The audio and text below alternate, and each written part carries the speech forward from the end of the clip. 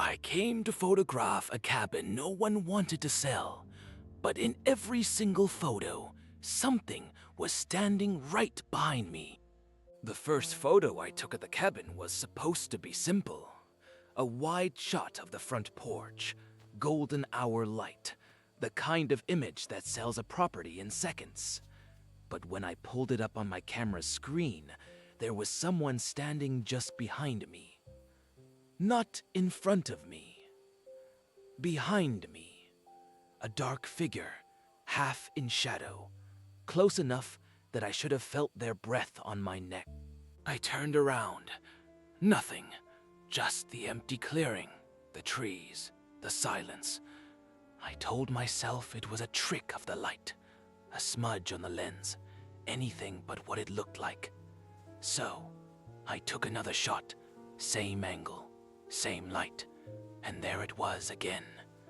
Closer this time, shoulders hunched, head tilted slightly, like it was listening.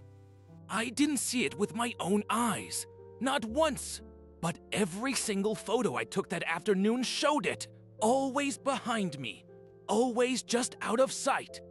By the third shot, I noticed something else. The figure's hands were no longer at its sides. They were raised, fingers splayed, as if reaching.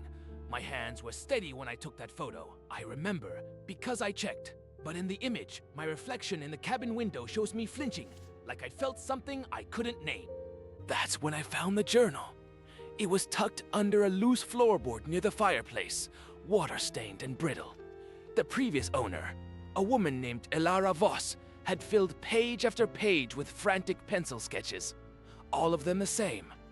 A tall, gaunt silhouette with hollow eyes and a mouth stretched too wide. Some drawings showed it standing in doorways. Others had it crouched beneath beds or pressed against windows.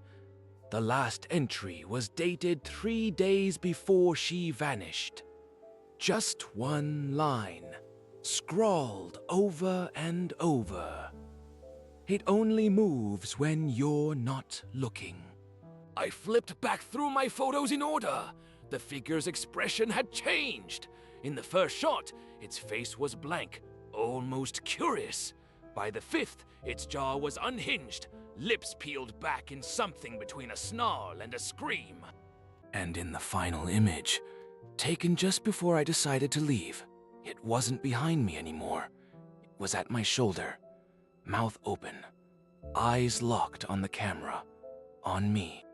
I never heard footsteps, never felt a presence, but the cabin's temperature dropped 10 degrees in the span of a minute. My breath fogged in the air, and when I looked at the last photo again, the figure's hand, long, pale, impossibly thin, was resting on my shoulder. I left the journal behind, left the camera too, drove down the mountain without stopping. But last night, I developed the film from a disposable camera I'd forgotten was in my bag. There's only one photo. It's of my bedroom, taken from the foot of my bed, and standing behind me, reflected in the mirror, is the same hollow-eyed silhouette. It's not following the cabin, it's following me. So if you ever visit that cabin, check your photos twice. Subscribe for more unsettling stories, and hit the bell so you never miss a chilling tale.